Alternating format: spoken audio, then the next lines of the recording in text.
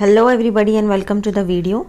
आज हम लेने वाले हैं chapter number 9 SP 11th standard का business communication skills of secretary. इसके पहले का मैंने जो शुरू का पार्ट है वो फर्स्ट वीडियो में ले लिया है, तो अगर आपको चाहिए तो आप मेरे अकाउंट पे जाके देख सकते हो। आज हम सेकंड पार्ट लेंगे, modes of electronic communication.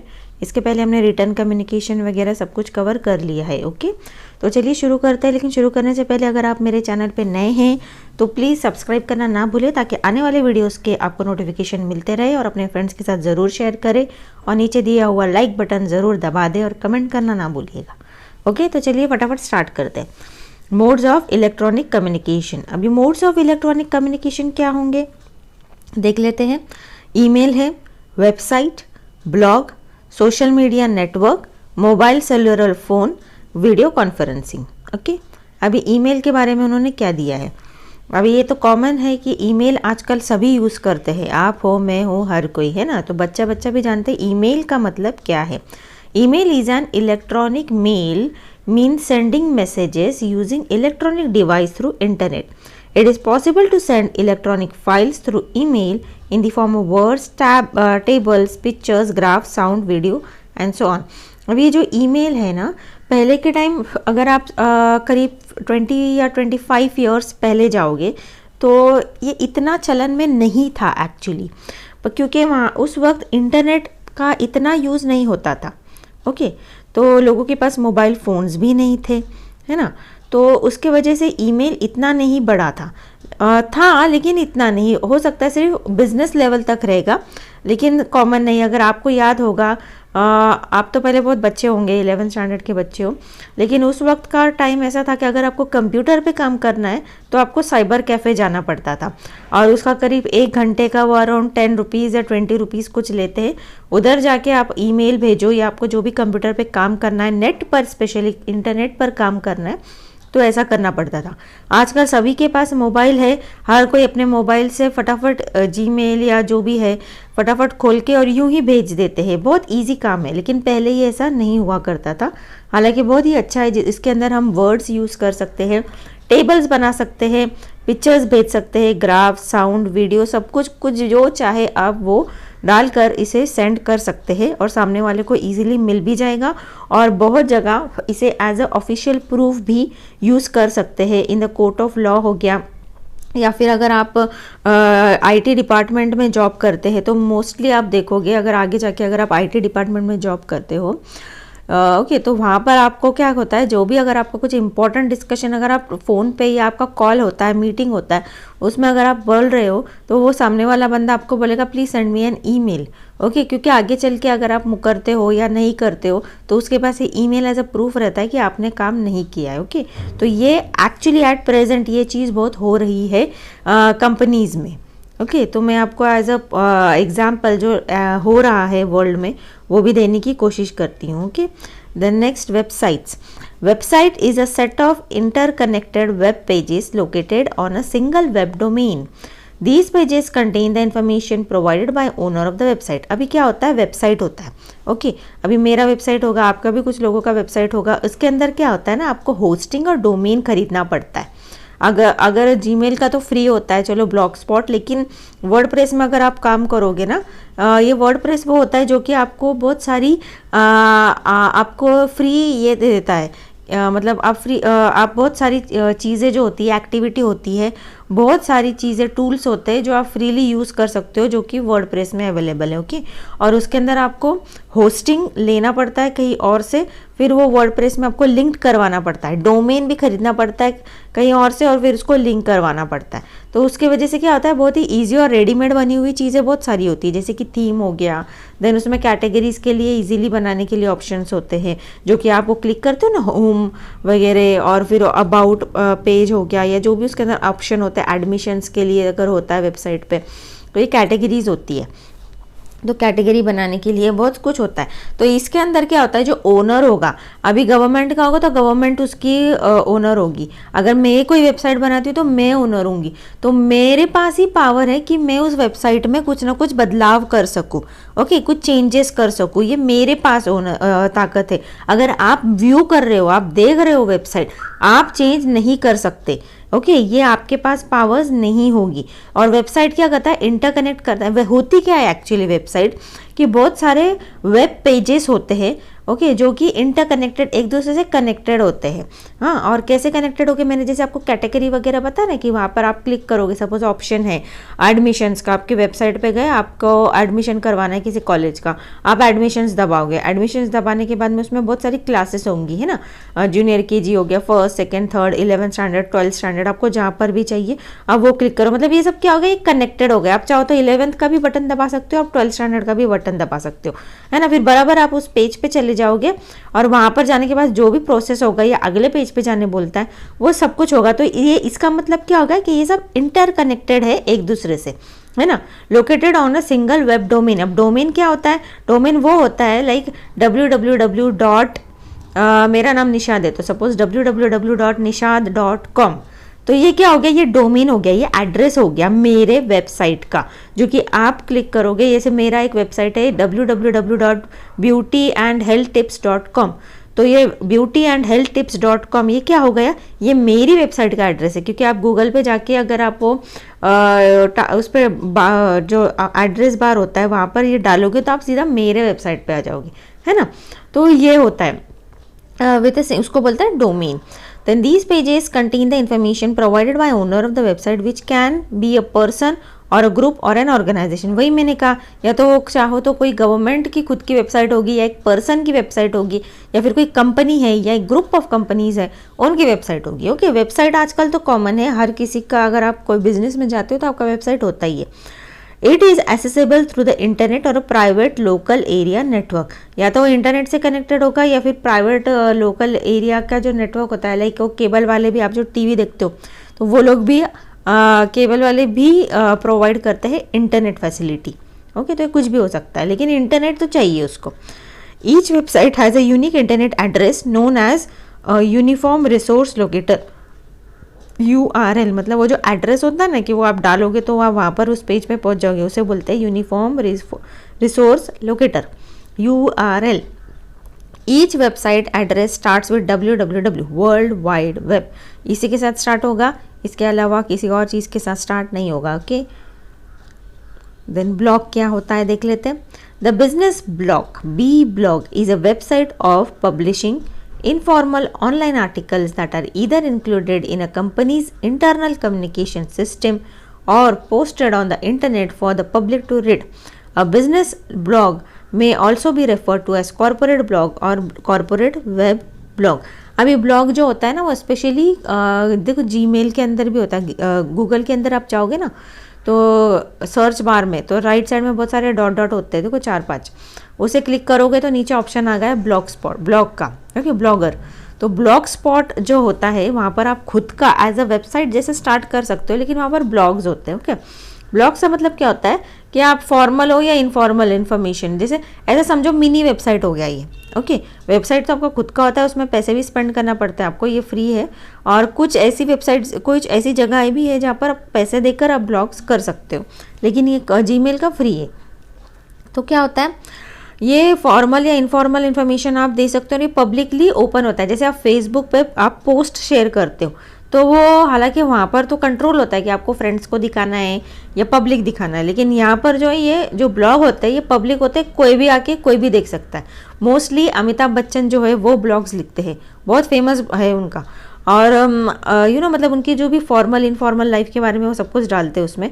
Film industry वाले हो गए, देन इंडस्ट्रियलिस्ट हो गए, ये लोग ब्लॉग्स लिखते हैं, या उनके कंपनी में डे टू डे अफेयर्स क्या चल रहा है, एक्टिविटी क्या चल रही है, लोग काफ़ी क्यूरियस होते हैं जानने के लिए, तो ये सब कुछ वो लोग ब्लॉग में लिखते हैं। वो या तो कॉर्पोरेट ब्लॉग होगा या फिर पर्सनल भी हो सकता है, ओके, या फॉर्मल इनफॉर्मल कहेंगे हम उसको। देन सोशल मीडिया नेटवर्क, ये भी एक हो गया, जैसे अभी मैंने एग्जांपल दिया आपको फेसबुक का, है ना। Social media are online interactive groups created using advanced mobile and web based technologies. अभी आजकल जैसे ज़माना चल रहा है मोबाइल वगैरह का, तो मोबाइल पे ही हमारा सब कुछ एक्टिविटी हो जाता है। सोशल मीडिया नेटवर्क मतलब क्या होता है, जहाँ पर आप मोस्टली इनफॉर्मल लोगों से कनेक्टेड रहोगे। ओके इनफॉर्मल मतलब क्या, नॉट ऑफिशियल। ऐसा मतलब नहीं है कि आपके कोई कंपनी का जो साथ में कलीग है वो ज्वाइन नहीं कर सकता है, ऐसा बिल्कुल भी मतलब मत लो मेरा। मतलब आपका जहाँ पर रिलेशनशिप जो होगा वो इनफॉर्मल होगा, ओके, उस बंदे के साथ उस नेटवर्क पर। Social media are an online interactive group, ये ऑनलाइन मतलब इंटरनेट की ज़रूरत पड़ती है उसको। ग्रुप्स होते हैं जैसे कि फेसबुक पे हो गया, एक ग्रुप हो गया है ना। Using advanced mobile and web based technologies, mobile ज़रूरत लैपटॉप पे भी कर सकते हो, कंप्यूटर पे मोस्टली मोबाइल पे यूज़ होता है। These are various social networking platforms that allow their users to exchange idea और information। यहाँ पर आपकी सोच रिफ्लेक्ट करती है, ओके, कि आपको कोई पोस्ट पसंद आया, आप उसको फटाक से शेयर कर लेते हो। आपको कुछ एक्टिविटी हो रही है देश भर में, गलत एक्टिविटी हो रही है, बहुत सारे लोग उसको शेयर करेंगे, है ना। जैसे बहुत सारा क्राइम हो गया या कुछ भी एक्टिविटी हो गई जो कि गलत है देश के हित में और आपको नहीं पसंद आ रहा है, आप शेयर करोगे क्या, 1000 लोग शेयर करेंगे, है ना। तो ये आपका पॉइंट ऑफ व्यू ना बताता है कि आपका नज़रिया क्या है। बहुत सारे लोग बस ऐसी ही चीज़ें शेयर कर लेते हैं। इसलिए सोशल मीडिया पे सोच समझ के रहना चाहिए। आप एक चीज़ तो शेयर कर लेते हो, लेकिन जो सामने वाला बंदा है वो आपके बारे में क्या सोचेगा, इसका भी आपको ध्यान रखना होगा। बहुत सारे लोग नहीं रखते हैं इसका ध्यान। ओके, आगे देख लेते हैं। आप इसमें चाहे तो आपके पर्सनल फ़ोटोज़ भी डाल सकते हो। कुछ लोग तो इतने ये होते हैं कि आज इस वक्त कहाँ पर प्रेजेंट है अपना लोकेशन भी डाल देते हैं, फिर आगे चल के उनके साथ क्राइम भी होता है। तो ये ज़रा सोच समझ के यूज़ किया करिए सोशल मीडिया नेटवर्क। आगे देख लेते हैं। इसके जो एग्जाम्पल्स है वो फेसबुक हो गया, ऑर्कुट हो गया, ऑर्कुट तो बंद हो गया है लेकिन ये सब है। Then from the business point of view it provides great opportunity to interact with the public and communicate about their products and services. अगर आपके कोई बिजनेस है तो आप वो भी रन कर सकते हो। लोग कपड़े वगैरह भी बेचते हैं, कॉस्मेटिक्स बेचते हैं, या ऑनलाइन स्टोर हो जैसे कि मेरा है अमेजोन पर, रिदा हर्बल करके सर्च करिए आपको मिल जाएगा, ओके। तो फिर वैसे वो लिंक भी शेयर करते हैं, उसके वजह से लोगों को इन्फॉर्मेशन मिलती है कि ऐसा ऐसा प्रोडक्ट मौजूद है और उन्हें अगर चाहिए तो वो खरीद सकते हैं। It helps in developing loyalties and strong relationship with the audience and the customers. Okay, there are different types of social media like Twitter, Facebook, YouTube, etc., which are very popular these days. Okay, then mobile cellular network देख लेते हैं. Since past few years, the usage of mobile phones has increased. Companies find it a yet another medium to advertise their products by call और by using a short message service SMS to reach the customers। अभी क्या होता है, ये सब कुछ तो हो गया, वेबसाइट हो गया, सोशल मीडिया होगा, उसके अपार्ट कम्युनिकेशन का मीडिया एक और है, वो है मोबाइल एंड सेलुलर फ़ोन। है आजकल हर दूसरे बंदे के पास मौजूद है। ये भी एक ज़रिया बन गया है हमारे चीज़ों का एडवर्टाइज करने के लिए। अब आपको बहुत सारी बीच बीच में कॉल्स भी आती होंगी, है ना, लाइक इंश्योरेंस ले लो या कोई चीज़ कोई सेल कर रहा है, उसकी इन्फॉर्मेशन ऑटोमेटिक वो टेप स्टार्ट हो जाता है। इनफैक्ट आपका जिसका सिम कार्ड होगा उसके तो दिन में 2-3 कॉल तो आपको आ ही जाते होंगे, है ना। तो वो लोग अपने ऑफर्स की इन्फॉर्मेशन देते हैं। इसके मतलब क्या हो गया, ये एडवर्टाइज कर रहे हैं अपनी चीज़ों का मोबाइल फ़ोन के ज़रिए। आपको कॉल आएंगे, SMS आएंगे, कुछ आपको कुछ भी आ सकता है ना, अलग अलग टाइप्स का मीडियम हो सकता है। Then video conferencing means using computers to provide a video link between 2 और मोर पीपल। अभी जैसे कि आजकल का ज़माना चल रहा है कि कोरोना की वजह से आप घर पे बैठे हो, ऑनलाइन ही पढ़ रहे हो, इज़न्ट इट। तो ये इसका बहुत ही बेहतरीन एग्जाम्पल है। अभी आपकी टीचर जो होगी आपको लिंक भेजती होंगी, उससे आपको क्लिक करते होंगे और आप और आपकी क्लास और आपके टीचर आमने सामने आ जाते होंगे लैपटॉप के या मोबाइल के। तो ये क्या हो गया, वीडियो कॉन्फ्रेंसिंग, जो कि एट प्रेजेंट की सिचुएशन में आप सामने वाला बंदा देख सकते हो। Okay, then this can be simple two-way personalized webcam based communication। Okay, webcam, अगर आपके पास वेबकैम नहीं है आपके लैपटॉप पे, आजकल मोबाइल पे तो कैमरेज होते हैं, पहले नहीं होते थे। अराउंड 10 साल पहले या 15 साल पहले कह लो, लैपटॉप के ऊपर होते भी थे तो इतने बेटर नहीं रहते थे। तो आपको बाज़ार से जाके वेबकैम खरीदना पड़ता था, अपने कंप्यूटर पे लगाना पड़ता था और फिर आपको उससे बात करनी पड़ती थी, जो कि अगर आपके रिलेटिव्स वगैरह फ़ॉरेन में हो, ओके, तो उससे आपको, जैसे कि हम थे कुछ वक्त, तो हम लोग हमारे रिलेटिव से बात करते थे, तो वेब कैम जो है वो लगाते थे यहाँ पर इंडिया में, हम लोग फॉरेन में थे स्पेन में, और वहाँ से हम लोग बात करते थे। Okay, then this can be simple two-way personalized web cam based communication. The participants are able to see and hear each other and also display visual data models etcetera. वो आमने सामने आप देख भी सकते हो, आपको कुछ चीज़ दिखानी हो तो दिखा भी सकते हो, ओके, कोई प्रोडक्ट हो गया या कुछ भी चीज़ हो गया। Essential skills for effective communication. अभी क्या चाहिए एसेंशियल स्किल्स? हमने तो मोड्स ऑफ कम्युनिकेशन ऊपर देख लिए ना, क्या क्या तरीके हैं। अभी essential skills for effective communication, ऐसी क्या क्वालिटी होना चाहिए कि आपका जो कम्युनिकेशन हो वो बहुत ही इंप्रेसिव हो और बहुत अच्छा हो। चलिए देख लेते हैं। Being able to communicate effectively is an essential skill. Whether it is in one's business life or personal relationship, effective communication is the key to our success. सही कम्युनिकेशन होगा तो आपकी पर्सनल लाइफ हो या आपकी बिजनेस लाइफ हो, सब कुछ परफेक्ट चलेगा, है ना। तो अभी देख लेते हैं आगे लिसनिंग। पहला तो सुनो।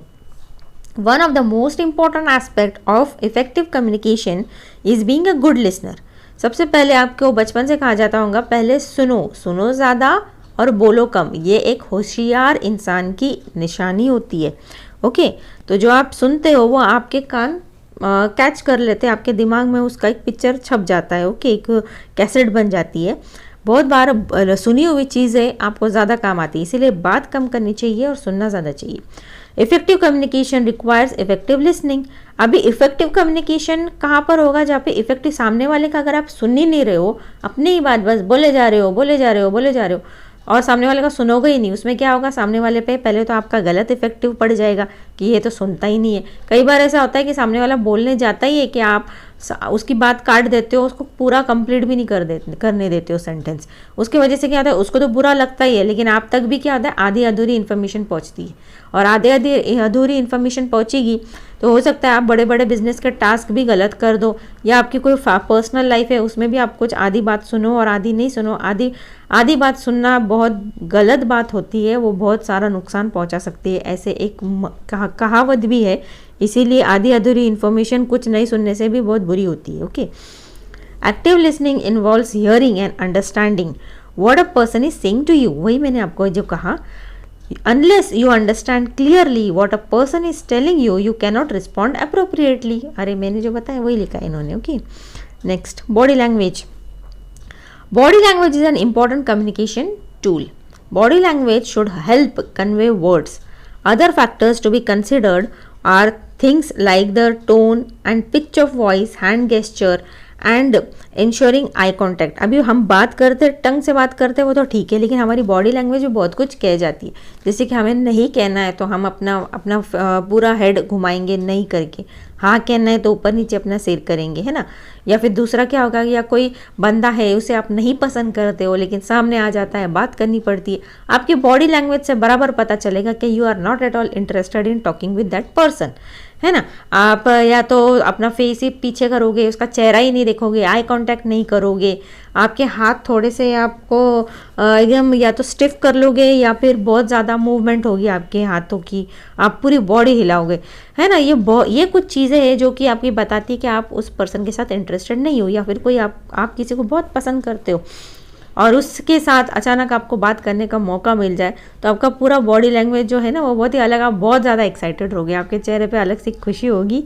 तो ये होता है बॉडी लैंग्वेज। आपका आई कांटेक्ट थोड़ा बनेगा, थोड़ा नहीं बनेगा, इस तरह का जो चीज़ें हैं वो भी एक कम्युनिकेशन स्किल में आ जाती है। Clear and conscious. Message should be conveyed by using a few words as possible, whether in person or via telephone or email. अभी बहुत ज़्यादा नॉर्मली भी कोई इंसान रहेगा ना, बहुत सारी बातें करने वाला, यूजलेस वर्ड्स यूज़ करने का कोई मतलब नहीं है। टू द पॉइंट होना चाहिए, सामने वाले को समझे ऐसी लैंग्वेज होनी चाहिए और ज़्यादा कम वर्ड्स में ज़्यादा इन्फॉर्मेशन देने की बात करनी चाहिए आपने। अब भले आप टेलीफोन पे बात करो, आप ईमेल भेजो या सामने सामने बात करो। मैसेज शुड बी क्लियर, और क्लियर होना चाहिए, कॉन्शियस मतलब सामने वाले को समझ में आना चाहिए और आप भी प्रेजेंट में आपका दिमाग रहना चाहिए। ऐसा नहीं कि आप कहीं और ही खोए हुए हो और आप कुछ और ही बोल रहे हो सामने वाले को, और डायरेक्ट होना चाहिए, उसी पर्सन से डायरेक्ट होना चाहिए। ऐसे नहीं कि घुमा फिरा के बीच में 10 लोगों को डाल के ये उसको बोलेगा, ये उसको बोलेगा, ये उसको बोलेगा और फिर सामने वाले पर्सन पे वो बात पहुँचती है। No, that is not a proper communication. This will prevent causing any confusion. Okay. Then personable. When communicating face to face with someone, use friendly tone and ask personal questions. This helps in creating a personal touch. अभी जब आप किसी से बात कर रहे हो तो कोशिश करो फेस टू फेस बात करें और एक फ्रेंडली और पोलाइट टोन होना चाहिए। ओके, आपका जो बात करने का तरीका है वो थोड़ा नरम होना चाहिए, फ्रेंडली होना चाहिए। और उसके साथ में भले आप बिजनेस करो लेकिन पर्सनल टच होता है ना, तो चीज़ें और बेहतर होती। तो उसके साथ में थोड़ा उसके बारे में पर्सनली कुछ 1-2 क्वेश्चंस कर लो, क्या चल रहा है क्या नहीं आजकल, आपकी फैमिली के बारे में कैसी है वगैरह। तो इससे पर्सनल टच होता है, तो बिजनेस की भी बात करना और थोड़ा ईजी हो जाता है ना। Then confident, for effective communication confidence is needed. Making eye contact using a firm but friendly tone are ways of showing confidence. Confidence तो होना चाहिए, ओवर कॉन्फिडेंस नहीं होना चाहिए, बट कॉन्फिडेंस होना चाहिए कि सामने वाले से बात करो तो उससे आई कांटेक्ट करो, एक फ्रेंडली टोन में बात करो और अपना कॉन्फिडेंस दिखाओ, लेकिन उसमें आप ओवर कॉन्फिडेंस नहीं लगना चाहिए, वो बात नहीं दी इन्होंने। Then empathy, empathy is a skill of being able to understand and share the feelings of another person. Empathy is a skill of being able to understand and share the feeling of another person. Empathy can be shown with the use of appropriate words or action. Proper words और action जैसे कि sympathy कहेंगे, okay, empathy बोलो या sympathy बोलो, मतलब नर्म दिल रख के, मतलब थोड़ा सा दिलासा टाइप ऑफ वर्ड हो जाएगा कि सामने वाले से आप उसको थोड़ा सा दिल को थोड़ा अच्छा लगना चाहिए कि ये थोड़ा सा दया मया दिखा रहा है, उस टाइप की लैंग्वेज हम शॉर्ट में बोलेंगे। Give and receive feedback, giving and receiving appropriate feedback is an essential communication. Okay, feedback helps in improving the performance. अगर आपको सामने वाले का बात करने का तरीका नहीं पसंद आ रहा है और आप उसे जाके बोलोगे भी नहीं तो वो सुधरेगा कैसे? ओके, तो अपना फीडबैक दो, और फीडबैक अगर कोई आपको दे रहा है आपके बारे में तो आप उसका फीडबैक लो भी, ताकि आप अपने आप को भी सुधार सको। ओके, कम्युनिकेशन स्किल में role of secretary in business communication, it is the secretary who has to communicate under various circumstances with the directors, officers, employees, outsiders, authorities, etc. Secretary has to handle correspondence, draft, notice, report, minutes, etc. ये हमने हमारे पिछले videos में भी काफ़ी सारा देख चुके हैं। सेक्रेटरी का मेन काम क्या होता है? कम्युनिकेशन। वो एक मिडलमैन होता है जो कि कम्युनिकेशन का रोल प्ले करता है। डायरेक्टर्स और ऑफिसर्स के बीच में हो गया, एम्प्लॉयर्स हो गए या आउटसाइडर्स हो गए, अथॉरिटीज़ के हो गए। Okay, then secretary has to handle corresponding draft, notice, reports, minutes etcetera.